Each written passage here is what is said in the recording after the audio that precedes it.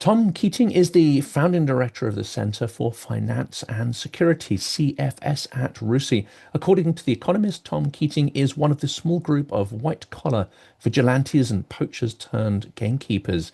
His research focuses on matters at the intersection of finance and security, including the use of finance as a tool of intelligence and disruption. He has a master's degree in international security from intelligence and international security from King's College London, where his research focused on the effectiveness of the global counter-terror regime. Well, that is especially important these days, given that Russia has become a terrorist state, a net exporter of terror, and I'm sure is planning a lot more of that kind of stuff against its perceived adversaries in the West. Before we jump in, thank you to everybody who supports the channel through Patreon, Buy Me a Coffee, and all the usual kind of stuff. It's incredibly important that you share, like, subscribe, and also comment on these videos. It really does help their performance in the algorithm. Tom, welcome back. Thanks for having me again. Well, we could probably talk for hours on some of this stuff, but let's sort of focus in on some of the key financial deadlines that are looming. And of course, we've just had the package of sanctions, which would be interesting to explore, but we've also got the renewal of the seized assets coming up. The fact that in the sanctions package they managed to talk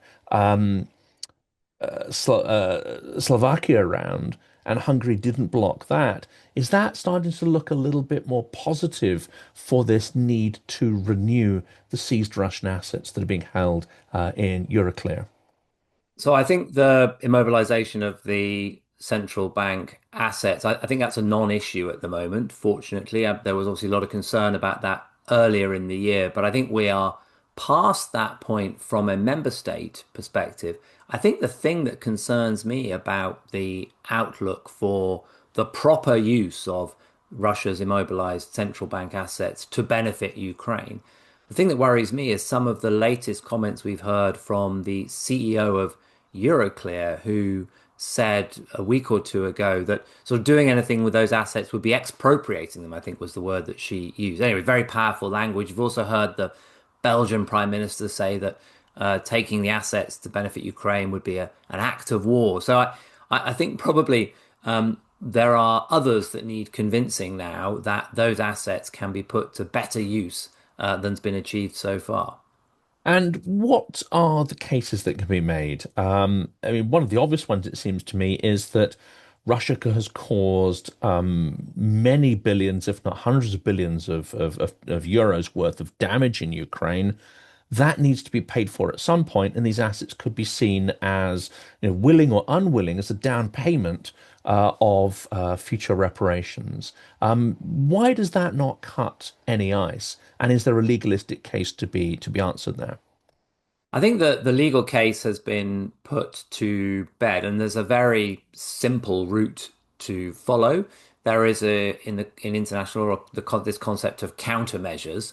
So the argument is that in order to try and pressure Russia to go back to base, to stop its war, to stop bombing uh, Ukrainian cities every night, Ukraine can use a countermeasure, which would be essentially to take control of those central bank assets as part of a negotiation.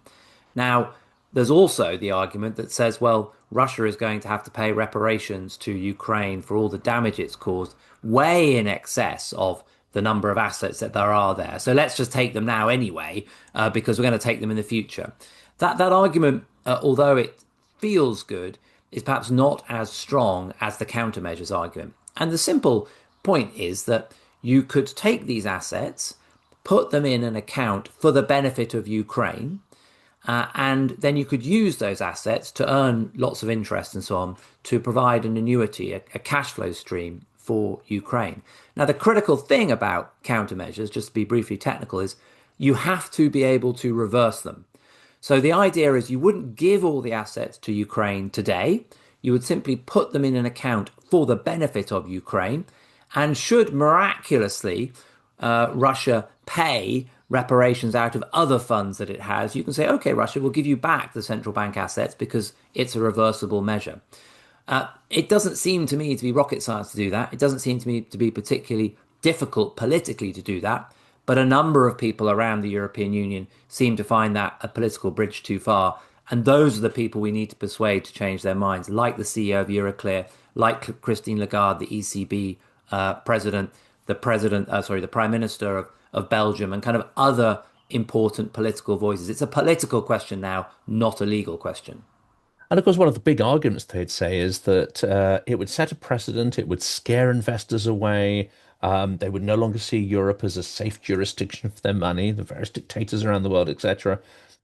But that seems to be quite a perverse argument because how many other rock solid, safe jurisdictions are in the world? Where else can they stick their money that has, the same basis of rule of law and infrastructure that Europe does? Just that basic argument that there's not too much choice, and the US is increasingly seeming to be a less safe, a less stable jurisdiction than it perhaps once was. That's a valid argument. Look, I think as you know, I was an investment banker for 20 years and was involved in the kind of the chaos and carnage of the euro crisis in the early 2010s. And there is without doubt a degree of PTSD in the eurozone system. We don't want to go back there. We don't want to go back to a situation where we are facing the potential sort of default on euro government bonds. So there is real concern amongst those whose job it is to steward the stability of the euro, principally the European Central Bank. There's real concern that they don't want to rock the boat. Now, I would argue, and others would argue, I think, that the moment of jeopardy for the euro was when the central bank assets were originally immobilized. That's the point where you realize, gosh, actually, they are vulnerable to intervention by state. They're not, they don't benefit from sort of the sovereign immunity that you might imagine. But nothing really happened to the markets at that time. So, as far as the Russians are concerned, those assets are gone. Those assets are gone for good, whether reparations, whether used to fund the defense and the military of Ukraine. Now, when it comes to other regimes, I spent about a year of my life at JP Morgan trying to persuade central banks to sell US dollars and buy Chinese RMB. We were trying to grow the Chinese RMB offshore market. And at the end of that year, if I remember correctly, and this was 2013, 2014, so it's quite some time ago, but at the end of that year, we had successfully got people to sell dollars, yes, but they weren't going to buy Chinese RMB. In fact, they bought more Swedish krona, if I remember rightly. Again, a safe and stable currency. So, I think it's a perverse argument to say, oh, we're worried about the integrity of the euro. Unless you are planning on invading your neighbor illegally, your assets are safe in Europe. They're absolutely safe. And if you do plan on invading your neighbor illegally, then you get what's coming to you. Yes, and that could actually reinforce rule of law rather than become a systemic risk. Can we be assured, though, that Hungary or Slovakia might not throw a spanner in the works right at the last minute at Russia's behest, especially as it seems Orban is getting increasingly desperate as he loses traction in the forthcoming election? It seems that he may not have put in place the measures that, say, Georgia Dream put in place to hack the system and steal the election. So he's facing a sort of existential risk. And if he loses power, then we know what follows. Investigation into what is suspected to be huge criminality. So what's being done to ensure that those funds roll over and don't default back to Russia? So I think we're through the mid-year risk. So I think we're now thinking about the kind of the next rollover 6 months hence. Obviously, a lot could happen between now and then. We'll have obviously the expiration of Donald Trump's 50-day time delay for the Kremlin to come to the table and potentially implement sanctions. So, I mean, the mood music amongst allies might change between now and the next rollover. As I understand it, the Americans lent on the Hungarians earlier this year for the previous rollover. I think what we need to do is to put the Russian central bank assets beyond the possibility that Hungary or Slovakia could meddle. So, in other words, this idea that we move the assets from being still for the benefit of Russia into a new structure that's for the benefit of Ukraine. In a way, take them out of the sanctions, out from underneath the sanctions umbrella, um, and move them to a new footing. That's what I would be doing. And I think a lot of people argued that that should have happened during the first half of the year because of the Hungary risk at the mid-year rollover point. We've obviously avoided that risk now. So, let's not delay and as you say, run the risk that Orban or Fico or anyone else kind of decides that actually they want to meddle with the status quo ahead of the next rollover towards the end of the year. So I think now is the time for action. It's long, long overdue. The Ukrainians are going to run out of money relatively soon if we're not careful. So, let's not bring that back onto us as European taxpayers when there is plenty of money lying around that we could use in the form of the assets held at Euroclear and elsewhere in the name of the Central Bank of Russia. And it may be that the reality of that situation, even though it's been clear for some time, because I was already talking to sort of Timothy Ash about this more than a year ago, it seems politicians will kick the can down the road until it's absolutely necessary, and then you know what was for them a complete blocker then suddenly becomes attractive if they have to dip their hands into their pockets or their electorate's pockets. And of course, we had Germany under Scholz, that was one of the key blockers on seizing those assets. Now, of course, we have a new administration that seems to be far bolder, far more strategic in its thinking, or at least in its words. Is it true that Germany is now much more minded that these assets could be used constructively? And if so, who are the remaining blockers amongst the key political establishment? I've heard the name of Christine Lagarde potentially as being something of an issue there as well. Yes, I mean, Christine Lagarde to some extent is a puppet of France and Germany, who are ultimately the guarantors of the integrity of the euro and were the countries that sort of, if you like, bailed out Europe when it faced its euro crisis 10 or 15 years ago. So Germany and France are the key decision makers in all of this. Yes, Merz is obviously more forward-leaning on the Ukraine issue than Scholz was. Difficult to be any less forward-leaning, has to be said. Um, Macron is an ex-investment banker. I'm always keen to big up ex-investment bankers, even though I think he worked for Merrill Lynch, an arch competitor of mine when I was at JP Morgan. But I think he probably gets it. It's interesting to see that although he's completely irrelevant nowadays, Rishi Sunak is actually talking about the assets in a more positive way than he did when he was prime minister. But at the end of the day, these assets are held at Euroclear in Belgium, and so it's Belgium, and I mean Belgium, not the Commission. People often conflate Brussels, the Commission, with Brussels, the capital of Belgium. It's Belgium that I think is going to need to speak up, and of course, Belgium could be lent on by the French and the Germans and so on. But this is ultimately it's a political decision. The legal arguments were put to bed a year, 2 years ago. I mean, this is purely a political decision. And as you say, the political decision will be made when the EU hears the gun cocked at its head. As a senior EU official said to me once, Tom, you've got to remember the EU functions from crisis to crisis. And, when the central bank asset issue becomes a crisis, then I'm sure they will act and they'll do the right thing. But it's not really the way to to plan your activities, I'd argue. It doesn't sound particularly strategic, unfortunately, and I'm not sure Putin is a strategist, but he certainly seems to be an opportunist. Um, how seriously, and I've heard some people say that actually this has been taken seriously, but the measures aren't really there yet. How seriously are we taking the possibility that China could move on Taiwan, and there may well be some sort of implied plan for Russia to then challenge a NATO state, to directly challenge Article 5, and do it sooner rather than later, because having Trump in office is a little bit of a wild card, but is perhaps seen as a safer option to do it under Trump than under a more traditional, say, Democrat or Republican politician. Well, to be honest with you, I would make no predictions in this day and age. As you said there, Putin is an opportunist. He's obviously spent the last 6 months trying to sort of peel the Americans and the Europeans apart. Obviously, primarily, I think doing that in order to weaken the West's response to his full-scale invasion of Ukraine.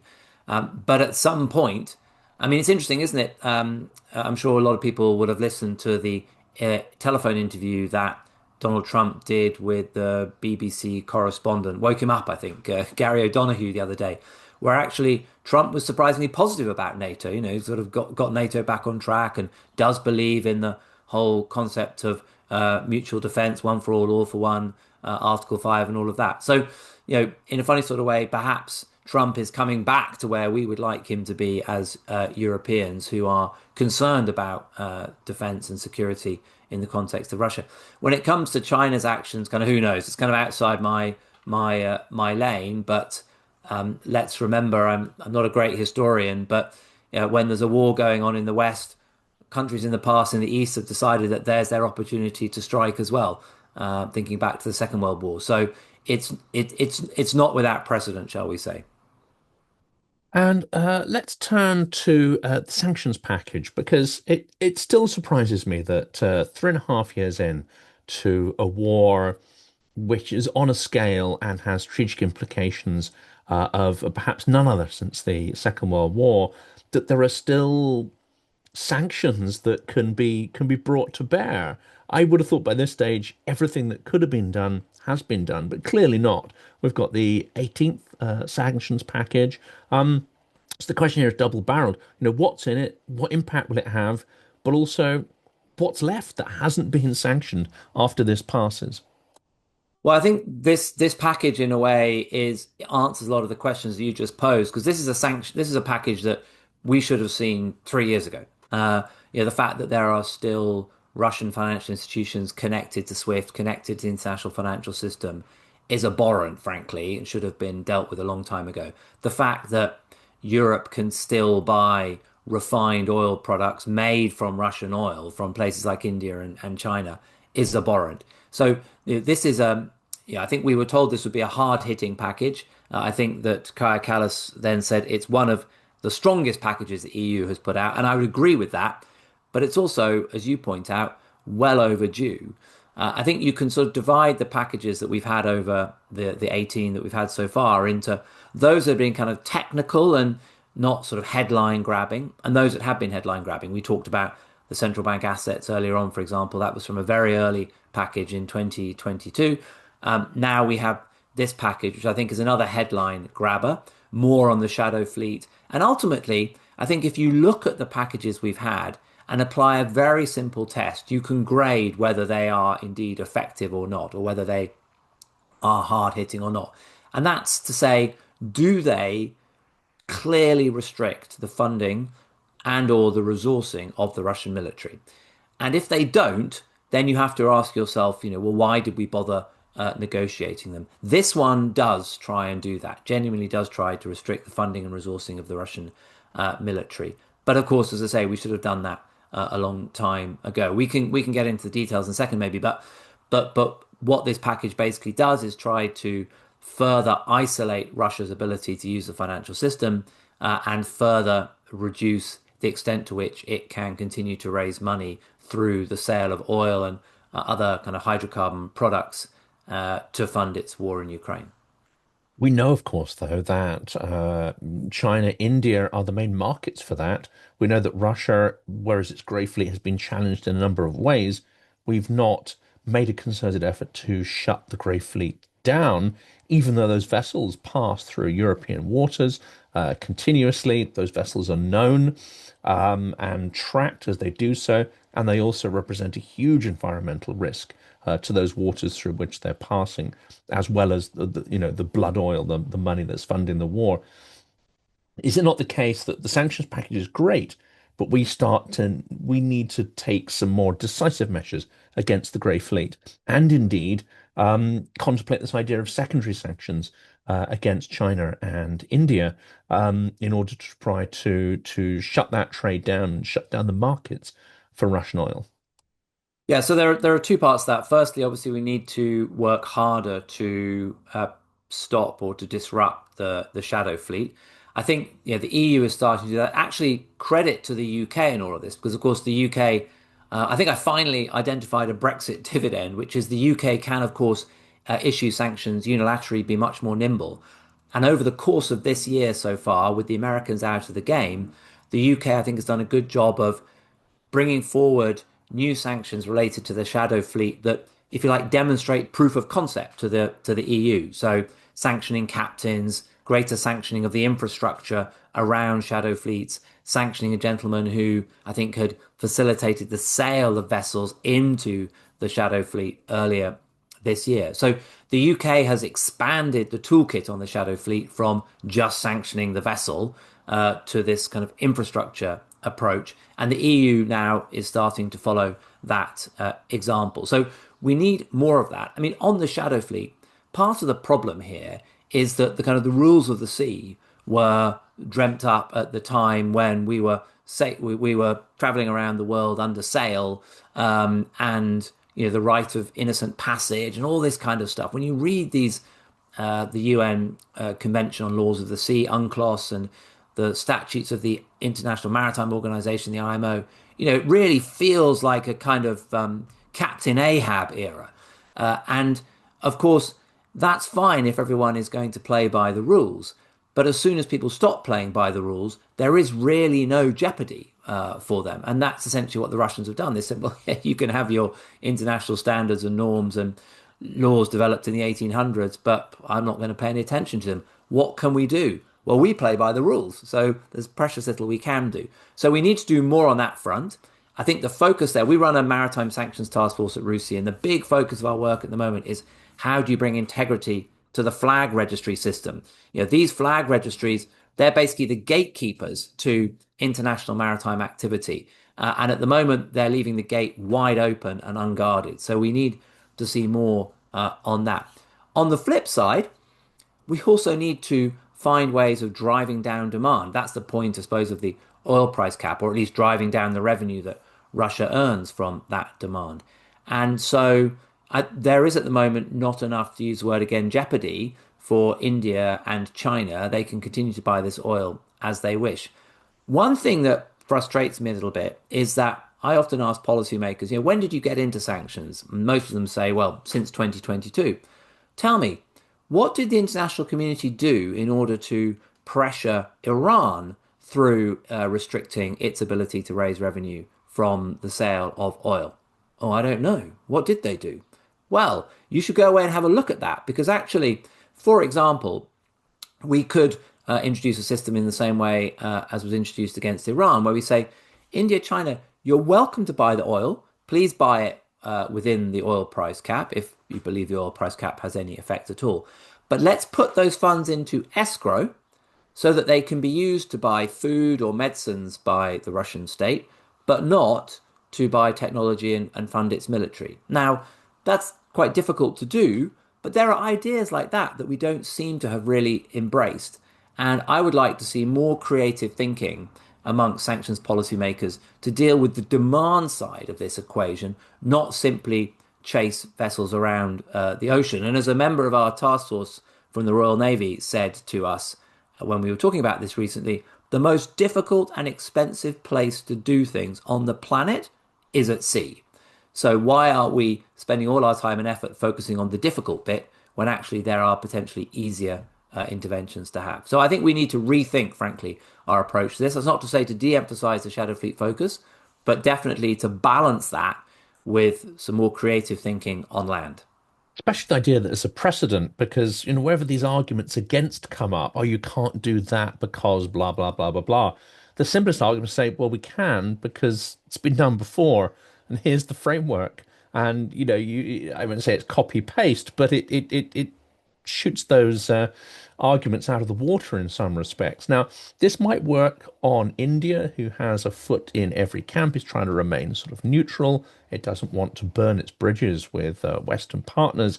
China, however, seems to be playing a different game, and I would suggest a far more pernicious one, in that uh, Iran, maybe to an extent, but certainly North Korea and Russia are almost acting in some ways as vassals of China, softening the West up, helping to divide the West, test its capability, test its will, and China is clearly observing these things.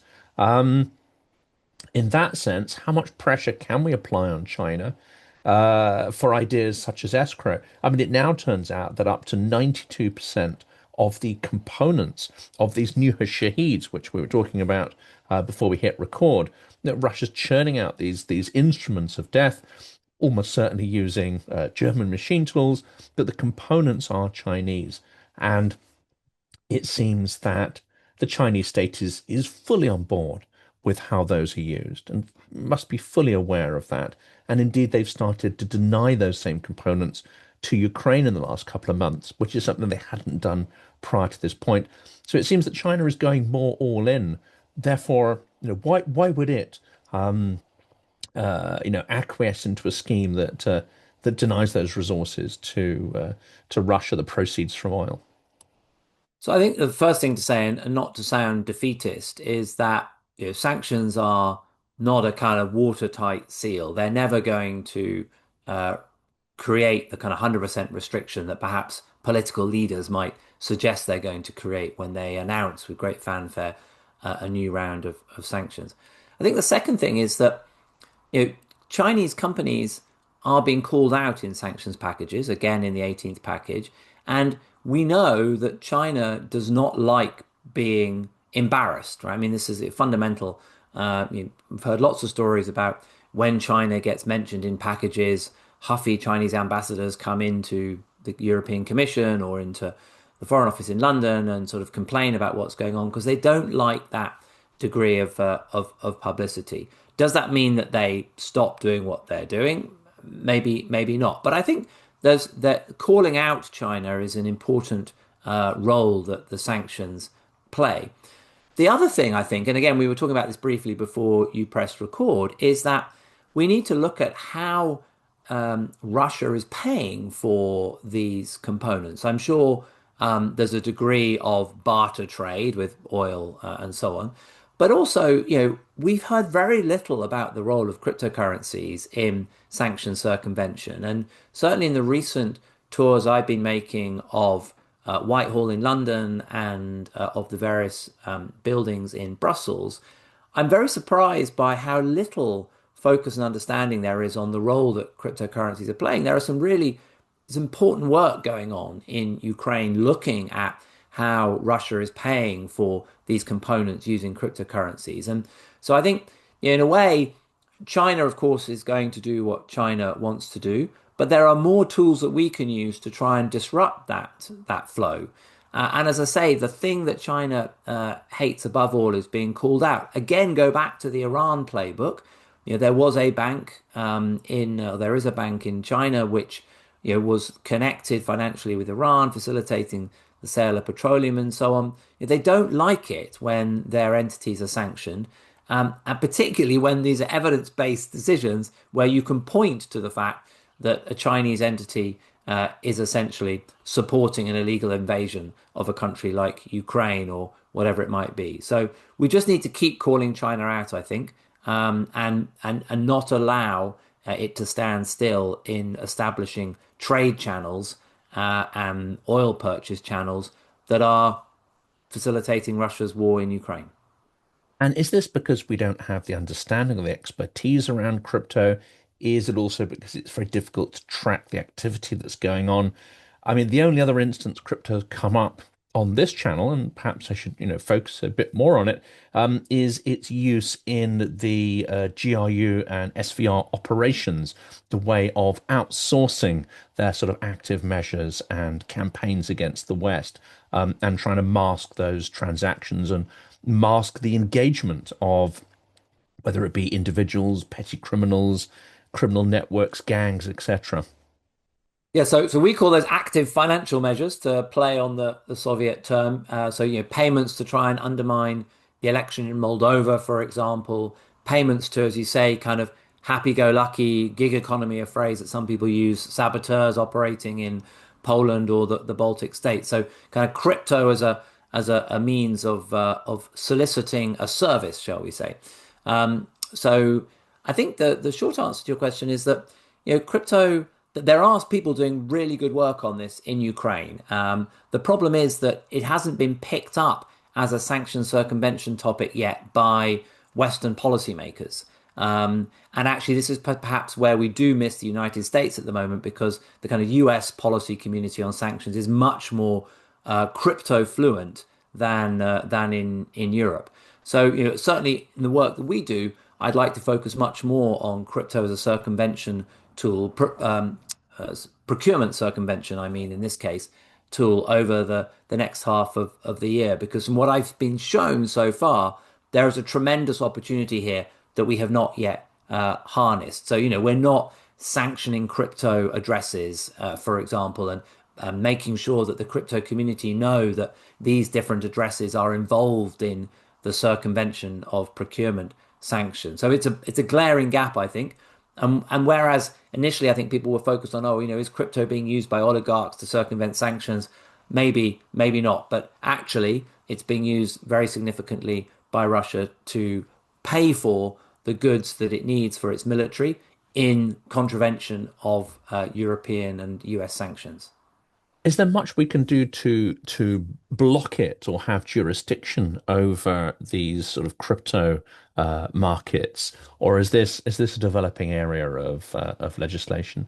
No, there's a lot we can do. If you can get hold of the wallet address, so essentially in layman's terms, the kind of the bank account details of those that are facilitating the payments to Alibaba platform or whatever it might be, if you can get hold of those details, which you can very easily, because if I want to pay you and make a crypto payment to you, Jonathan, you need to tell me your wallet address. So if I pose as a buyer and you give me your wallet address, bingo, I've got the information I need in order to then have you labeled on the blockchain as somebody involved in procurement circumvention. So it's a I don't want to say easy task, but it's an achievable task if you have the right level of staffing and focus and all the rest of it. And as I say, there are people, a cottage industry of people doing this. And what I think we would like to try and do is help that cottage industry become the kind of full-scale war-footing industry that Ukraine has created, for example, in its construction of drones and that sort of thing. I think there's an opportunity here for people to kind of support an important new front in combating Russia's ability to get hold of the components it needs for its military. And I mean, harking back to the topic of components, what more could be done to stop the flow of high-tech components via third countries, and not just components, these machine tools as well? Because one of the shocking images of this drone factory, and I've seen one of these things, in real life, and they're huge. They're terrifying. They cause a lot of damage. And here you've got what looks to be a very high-tech production line, producing hundreds, if not thousands, of these things. And Russia clearly has the intent to scale up to 1.5 or even 2,000 drone strikes across Ukraine per day. So we're looking at a terrifying thing. How can we stop these machine tools and components getting through? Maybe the Chinese ones we can't, but there still are Western components, and especially chips and so on turning up in these factories. So we're very good at, as Western sort of sanctions policymakers, of jetting off to Southeast Asia, to Kazakhstan and places like that to say, come on, you need to stop circumvention. I do find myself saying quite often to policymakers, perhaps you should spend £10.50 on a train ticket to an industrial estate, in the north of England or in Baden-Württemberg in Germany or wherever it might be, in order to make sure that these companies understand that an increase in sales to a third country that is a circumvention risk is not a reason to celebrate in the pub at the end of the day, right? And I think the thing which we still haven't managed to communicate to industries in the West is that you are part of the solution in all of this. If you see your sales increase to this list of 10 countries, don't celebrate that. Make it ask you questions. Why have I suddenly got a new client in country X that I've never had before? And they're showing great interest in my machine tool products or microelectronics or whatever it might be. We still haven't sealed the home front on this. And in the UK, there's been a big effort to try and increase the accessibility of information for industry for sure. And in other countries, I'm sure that's happening as well. But we've got a lot more work to do on that front. And although, again, enforcement action is increasing, we are seeing more and more stories about prosecutions or at least investigations of different industries across Europe in this matter. There still isn't the kind of the fear that gosh, I really am going to have to invest in compliance and all these boring, seemingly boring but important issues in order to ensure that my name does not appear on the front page of the newspaper. So we need more of that, frankly, as well as, yes, the trips to Malaysia and Thailand and Kazakhstan and everywhere else that the policymakers go in order to make sure that they are on side and they are enforcing kind of no re-export clauses and all that sort of language. Another area which seems to be convoluted, slow, and maybe to some boring, is the conversations about ecocide and being able to prosecute Russia and define this new category of war crime, which is crimes against the environment. That seems to have gone sort of somewhat quiet. There was a bit of movement after Kakhovka. The media paid scant attention to what was a terrifying and large-scale man-made disaster used as an instrument of war. Where are we with that? And what's the likelihood of ecocide coming into the sort of statute book as a type of war crime that can be prosecuted?